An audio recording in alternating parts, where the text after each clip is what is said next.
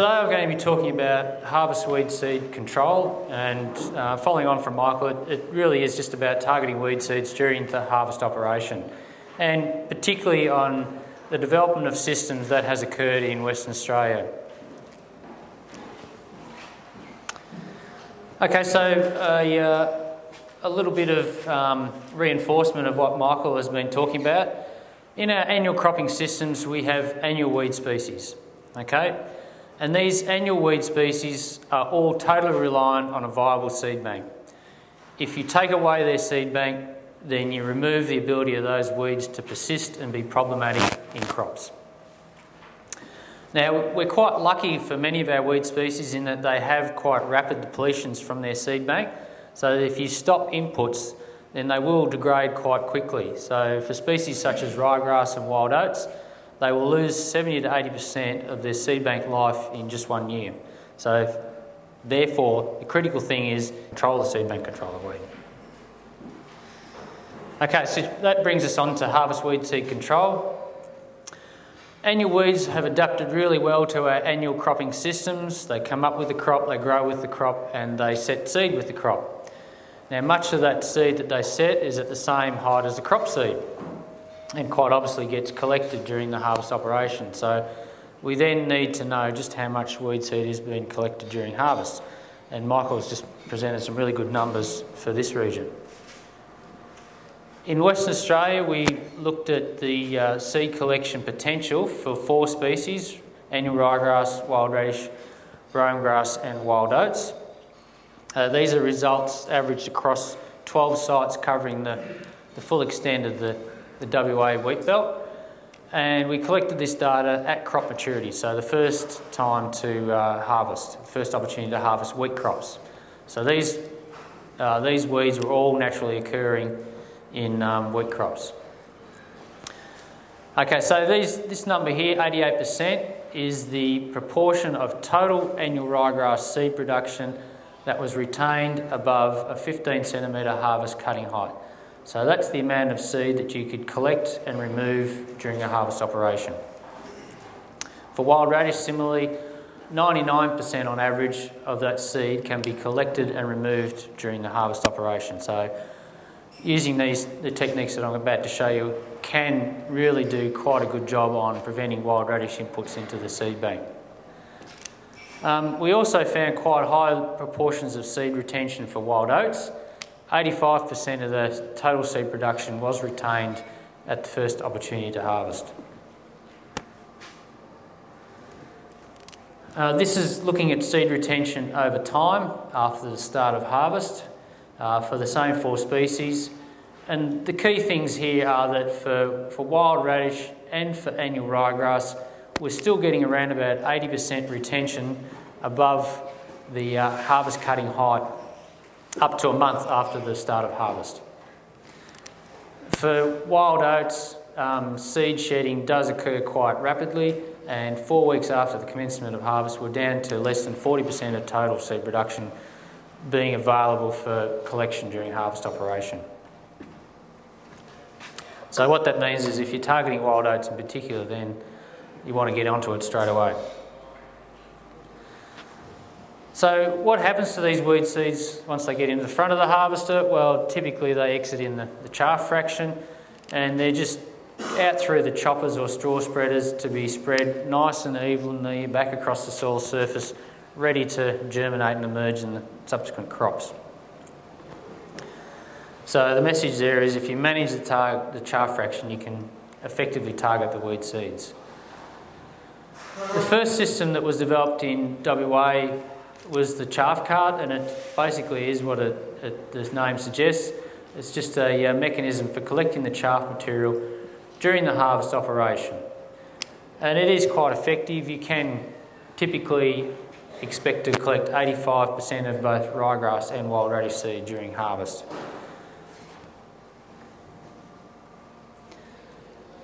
So the way that the WA farmers typically manage this system is to put these heaps of chaff in lines across the paddock. In the following autumn, they can then either bale them or collect them for lot feeding. but typically they put fire breaks around those rows of chaff heaps and set fire to them.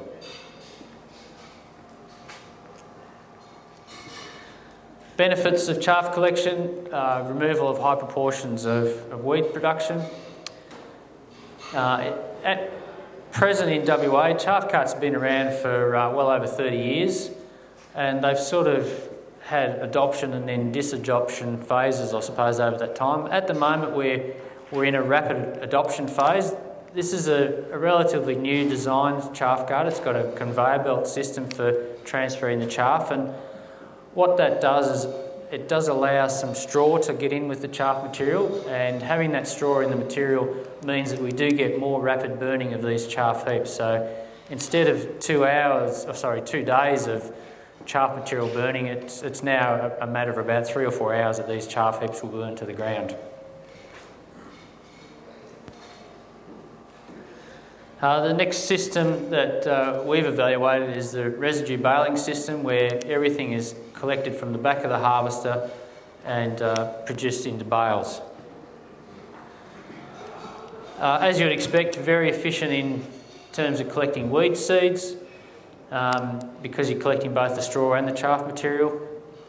Most farmers who adopt this system are doing it for the income potential, so they're looking to sell this material to a market. It is very much a market-dependent system. You wouldn't bother fitting one of these systems up if you didn't already have a market locked in, primarily because of the capital cost. There are some nutrient removal issues associated with baling this material, obviously, so you have to incorporate that into your fertiliser program as well. Narrow windrow burning is the next system, and this is probably definitely the most popular system used in WA. You concentrate everything into a narrow windrow during harvest using a chute attached to the back of the harvester, and then in the following autumn you set fire to these windrows. The idea of concentrating that material is really just to increase the potential for burning the chaff material right to the soil surface. So it's just a concentration of your fuel source. And the evidence for that is in these temperature graphs here. So we're looking at temperature in degrees Celsius over time in seconds during burning operations. The solid line here is for burning a standing wheat stubble. It does get to over 300 degrees Celsius, but only for a few seconds. So within a minute of lighting a stubble up, a standing stubble, the fire's gone through and the temperature's back to ambient levels. If you create a conventional windrow where you just drop everything out the back of the harvester without spreading it, you get that material to burn for a lot longer, and it gets over 400 degrees Celsius, and it's around those high temperature levels for a cumulative total of about 10 minutes. However, if you further concentrate that into a windrow that's about 500 mils wide, you see that the temperatures do get a lot hotter, and they stay hotter for a lot longer. So you've got over 20 minutes of very high temperatures, well over 400 degrees Celsius. And that, as I said before, just increases your weed seed kill potential. Windrow burning is very effective in preventing ryegrass emergence the following autumn. Compared to a standing stubble, ryegrass seed does survive that to some extent to produce emergence the following autumn. However, in a narrow windrow burning system, there is no survival.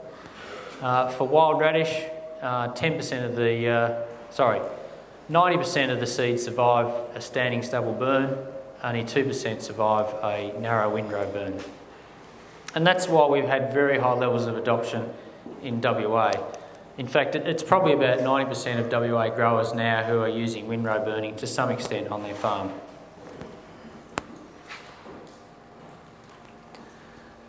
The next system is weed seed destruction at harvest. Now, this is something that we've been looking for quite a long period of time.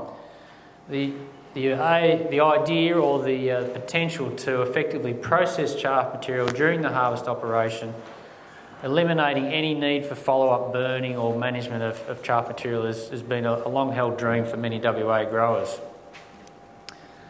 As well as no need for post-harvest operations, a key aspect to this system is that you retain all your harvest residues. And now that's critically important in conservation cropping in a water limiting environment. Just having that residue there on the soil surface has a big impact on soil moisture availability or soil moisture retention. So it started off looking like this, a cage mill that came from the mining industry. It's been around for 100 years, this type of mill. Now it's evolved into this trail behind system that you see here. In terms of its efficacy on weed seeds, testing at Wongan Hills in 2008, where we physically just introduced weed seeds into the front of the harvester during the harvest operation, then recovered those seeds out the back of the header and the HSD, and worked out that yes, it was very efficient against all these 4 species. Over 90% were routinely destroyed during that process. Okay, so these are the 4 options that we currently have available to us. Hopefully there'll be more in the future. But at this stage, the chaff destruction system is obviously the newest and one that we're still developing. Primarily the most rapid adoption has been of windrow burning, but as I mentioned earlier, the chaff collection or chaff cart system has also had a fairly rapid uptake in recent times. So the long-term impact of these systems is the critical issue. And we get an indication of that from this data that Peter Newman has collected from the northern wheatbelt region of WA. This is focused paddock data from 31 growers where Pete went out and he measured ryegrass plants in crop every August over a 11-year period. And he was comparing where farmers weren't burning to where farmers were burning. So where there was a harvest weed seed control system compared to where there wasn't one. And the message is really, if you start doing something at harvest, you do quite rapidly drop your in-crop plant numbers down to very low levels, and they stay at very low levels. Now that's the simple message for these systems overall. Okay, finally, just have to do a little bit of advertisement for a herbicide resistance conference that we're having in WA in February next year. Hopefully some of you will be able to attend. Thanks, Mark. Obviously, feather top and sweet summer grass got very small caryopsis, so obviously it can handle that. It can destroy. Wild oats is pretty large. It's going to handle it. The short answer is we don't know yet. Look, a lot of these small seeded species, the seeds are actually, they produce millions of them because the seeds are not very viable. They're fairly easy to kill, so maybe they will be easy to kill, but look, until we test it, we don't know. More so, Murray, you've also got weed species like flea bane, which have got much smaller seed. And again, it's an unknown. We don't know whether or not the Harrington Seed Destructor would work on that species, but it's something that we can look at answering. Just that last graph you have the red line. Thanks. Okay, now that's the burning every year for 11 years. And then the blue line is other than burning seed collection. So the blue line is no harvest weed seed control. So they're using herbicides predominantly, to control get their weed populations under control. The red line is herbicides plus harvest weed seed control. In this particular case, it's windrow burning. So as an additional tool. So what caused the reduction in the blue line? Okay, yeah, no, and it's an excellent point. Now I said that these are focused paddocks, and it's amazing how much more attention to detail farmers pay when people start coming out and canning the weeds in their paddocks. They start getting a little bit more serious about the weed control practices that they implement on those fields, and that's exactly what's happening in these scenarios. Just a bit about the actual seed destructor. How heavy is it to pull the machine? Just the mechanics and physics of the machine. Yeah, it's a pretty imposing looking thing, isn't it? Yeah, look, we're still collecting data on it, so we've got a draw pin sensor to work out when the head is actually under load from the seed destructor. But you know, it's a rolling mass of about 5 tonne. So in heavy situations, it is going to cause a problems. But sorry. Look, to be honest, you don't notice it behind the header. Obviously, no, you don't. You don't really notice it behind the header because it's rolling along. It seems to have no real impact on the performance of the harvester. But look, I haven't got technical data to support that. But until we do, I can only sort of say that at this stage we don't notice it's there. Like, just showing my ignorance of the system, have they got their own power source to drive it, or are they being driven from the header? Yeah, good question, Mark. So the HSD, the Harrington Seed Destructor, has its own power supply that drives the mill, drives the chaff and the transfer system. So there's no impulse on the header motor other than what it's towing behind it. Do you see any fit the future to maybe mount one on the back, like where a trough would go? Would that be a possible fit? Yeah, look, I think definitely the idea would be to incorporate the mill itself into a harvester, but there's a lot of barriers, a lot of hurdles to overcome. One of them is to actually get the system adopted in the first place, to convince harvest manufacturers that this is a viable system or a viable path to follow. Have they ever had a card or something that sits on the back, it spills up, and once it spills up, it oversettles and just tips out a big fire? Wouldn't that be better than running a big windrow across the paddock and you just burn a fire? Yeah, the original chaff collection systems was something called the Rytech system. It actually, on conventional harvesters, it actually had a sieving system where it wasn't collecting all the chaff material, it was collecting about 60% of it. That was blown up into a tank on the back of the header, just sort of adjacent to where the motor sits. The primary issue with that, it worked quite well. The primary issue with that was load on the axles. So a lot of farmers who adopted that system finished up breaking axles and went to the chaff cart system in preference. But there are still systems in France that have that technology. Have you looked at any four-legged wheat destructor animals in the system? People use animals in rotation with their crops and so forth. Yeah, they're not that good, unfortunately. Look, they don't tend to collect enough seed. I'm talking about ryegrass in particular. There has been some studies looking at ryegrass seed grazing by sheep, and unfortunately it's not great. And now, of course, in WA there's hardly any sheep left, so not really an option anymore for us, unfortunately.